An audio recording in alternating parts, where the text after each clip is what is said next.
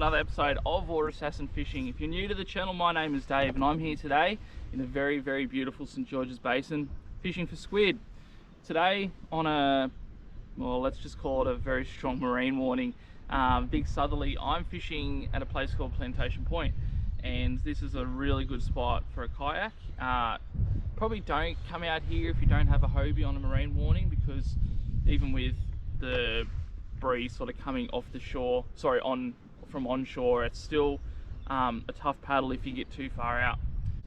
Trawling around, and this thing's taken a bit of line early on, which is really nice to feel. So just for those who haven't actually gone for squid before, so I've got a few followers out in the bush. Squid feel like a snag when they first hit, and even sort of when you still got them on. Like, the only thing that I can feel here differently to a snag is the fact that it's pulsing away.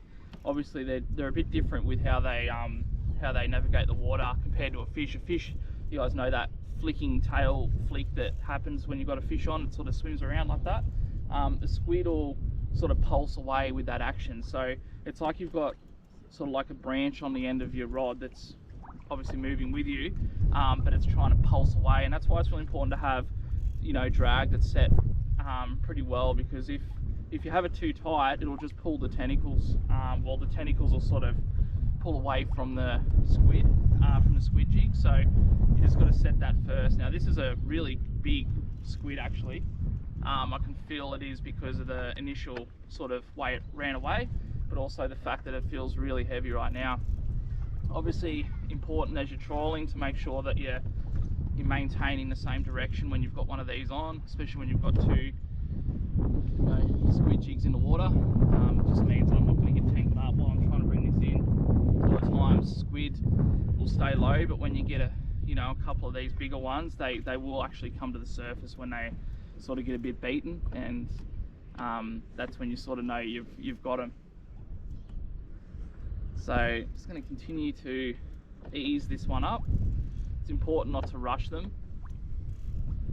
The other important thing is, being that I've got a squid jig on the other side of this particular boat, if I stop, that squid jig's just going to sink into the reeds and it's going to get tangled, and then I'm going to have a snag on the other end as well. So a few things you just got to maintain while you're trawling for squid. Saw that net. Oh, it's a good squid.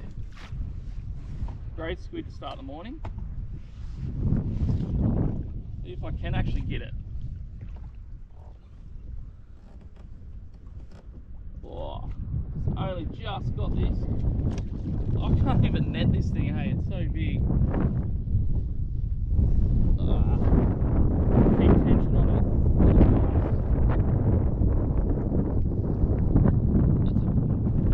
That's a big squid. I know.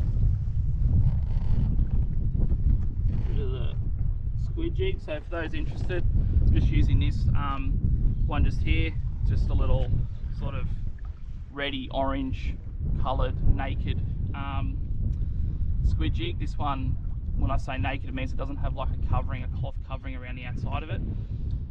To be honest, I like these ones because the cloth, after about 4 or 5 squids, can come off, and then your sort of lure's a bit wasted, so I like these ones. It's a chunk of a calamari. It's a great size calamari, that one, guys, as you can see it. Coloration on them are beautiful. This one's been sort of sitting on the bottom. See that tigery colour of it. It's a great size hood, this one. So yeah, it's still got squid ink coming out of it. But yeah, very happy to catch a beautiful squid like that. Guys, just pulsing away.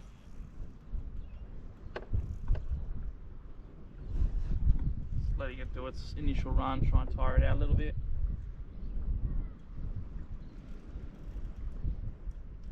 It's easy when you've got the kayak in a direction like I do at the moment, so it's essentially just trawling itself. Another thing, just while I'm fighting this one, and every time it runs I'll allow the drag to go, because I know you guys don't like me to talk over the drag once it's being pulled out. But squid jig squid jigs make a massive difference. So as mentioned at the start, the one on the left over here, this one's just got a cheap Kmart squid jig, and it's just for trawling. Like I said, it's just a banging around on the rocks kind of one. And obviously both of the strikes have come on the really good one. It's a $20 lure versus about a $5 lure. And really important, guys, that if you are looking to take the kids out for a squid session, that you have an assortment. Have those like Kmart ones. I think you can buy like a pack of them for 20 bucks. Have those ready to go just for snagging up and all that sort of thing. And then just go to BCF or, you know, Tackle World or one of your local fishing shops and just get like a good or a couple of good squid jigs. And that means just, yeah, you'll be ready to catch those squid when you need them, but you'll also have those ones that you can just chuck on the rocks and stuff when you've got the kids with you. This one has hit the surface. You guys can't see it behind me just yet, probably. Yeah, and once they hit the surface, you sort of like you're a little bit tired and stuff. So it's another good sized squid. Around this area we call them calamari. And again, this one's only just got one tentacle, as they often are. One tentacle covered. I'm going to try and get the net in behind him, just like that. Just get rid of all the squid ink. And that's number 2 for today. Oh.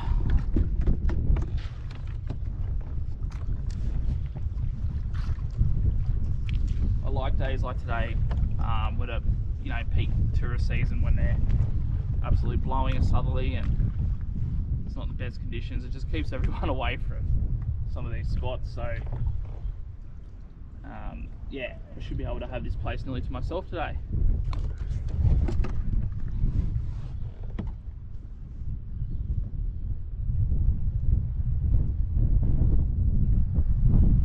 Once it's got rid of the ink, just lift it up. There's another beautiful squid.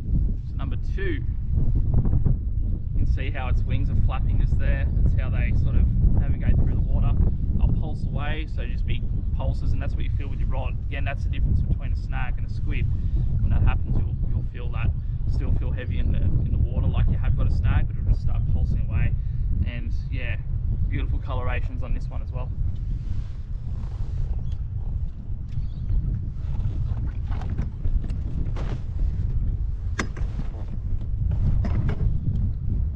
Righto, got 2 squid with the expensive lure, and we got none so far with the cheap lure. So as predicted, guys, the rain and the wind has come up heaps. So I've just snuck in here, but out there it's blowing, I think about 40 k's an hour at the moment, and yeah, it's pretty wild to be fair. So just come into the bay over the seagrass a little bit here, where it's a bit calmer, and I'm just going to do a bit of flicking around. So I'm just bringing these rods at the moment, and then I'm going to put you guys on flick cam, and I'm also going to deploy the sea anchor as well, so I can sort of drift a little bit slower in this wind.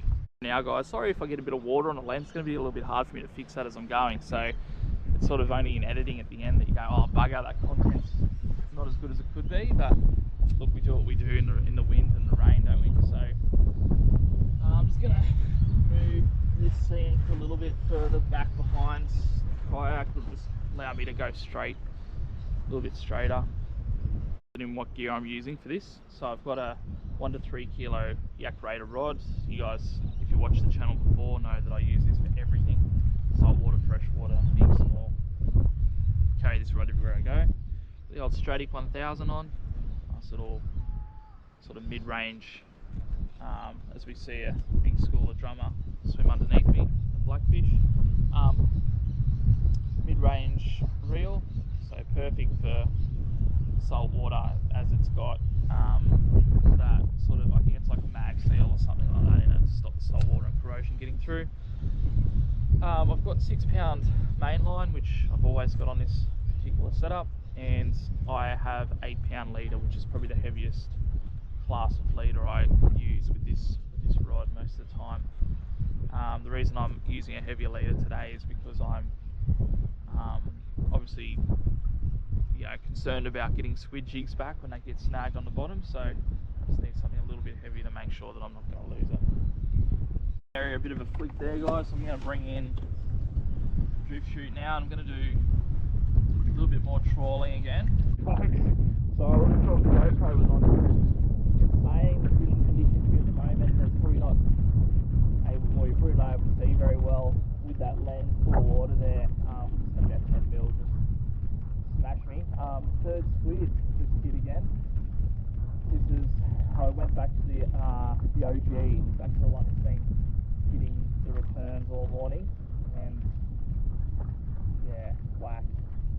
Just on a slight drift, moving along with the pace of this wind, so not too quick.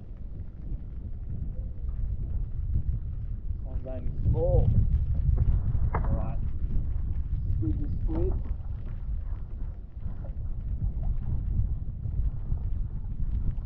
Don't wall that in. Oh. Sometimes when you come out squidding, you get a day where you're just like sitting at home in bed. There we go, number 3. It's a little one. This spot is yielding. I literally just turned the camera off there and then just had to turn it on again. So on squid number 4, this thing is a heavier one. Feels more like that second one I got today. Not as big as that first. Oh, actually, maybe as big as the first one. So I don't have 2 lines in the water now, so I can just swing this kayak around and just fight it however I want. Bring in the other fin that I've got underwater. So I've got 2 fins in this Kobe. So pro angles have the rudder at the back, which controls your steering, and then they've got I forget the name of what it is on the spot. They've got one that goes underneath you. That one's a fin that's built like sort of designed for stability in the water, especially in windy conditions like today. It just keeps you straight. And that's what I just deployed, because it's hard to spin when you're got that on, so I just had to spin around and do that, and then I've deployed it again now. Yeah, this is a heavy squid. Good squid, this one.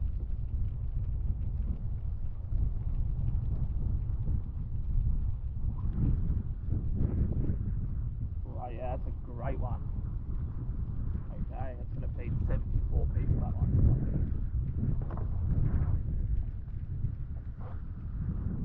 So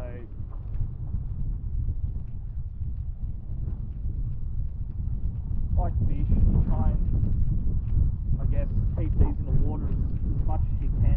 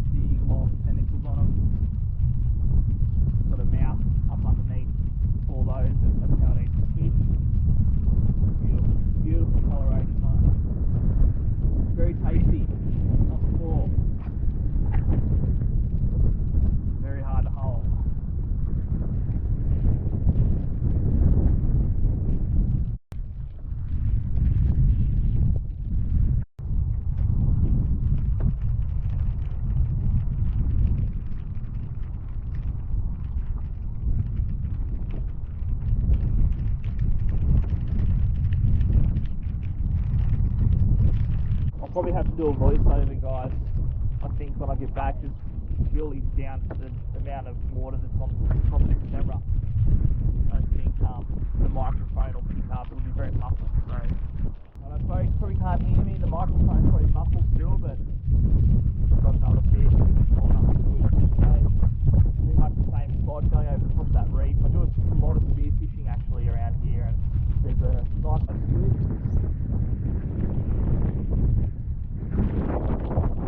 Like that net.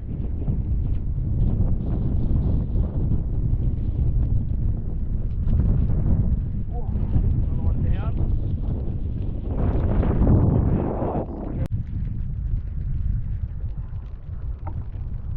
Number 5.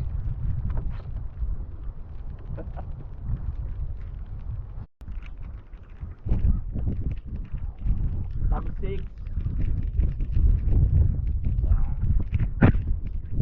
Can't make these if you guys see me. Can't hear me still probably.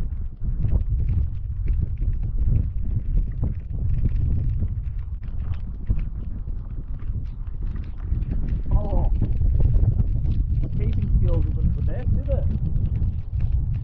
Today I've nearly missed a few. Lucky I've sort of gently brought them back, but the netting skill hasn't been very good. This guy has actually tangled his whole world in this squid jig, as you can see. He's just there. A really good grip of that.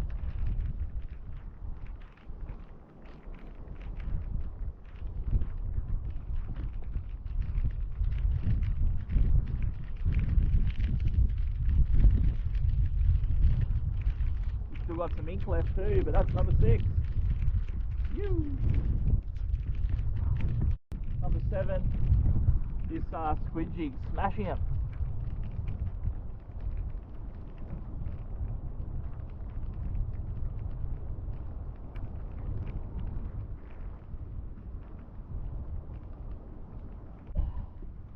Number 7, I think it is, or 8, I've lost count now. You guys will know more than I do. Squid on. Just change spots for a bit, try and get out of that wind. And bang. I can see down there, I'm not sure if you guys can either, but big groper down there. Oh yeah. Not a bad squid. Hopefully you guys can hear me a bit too. I've tried to get some of the water off that mic.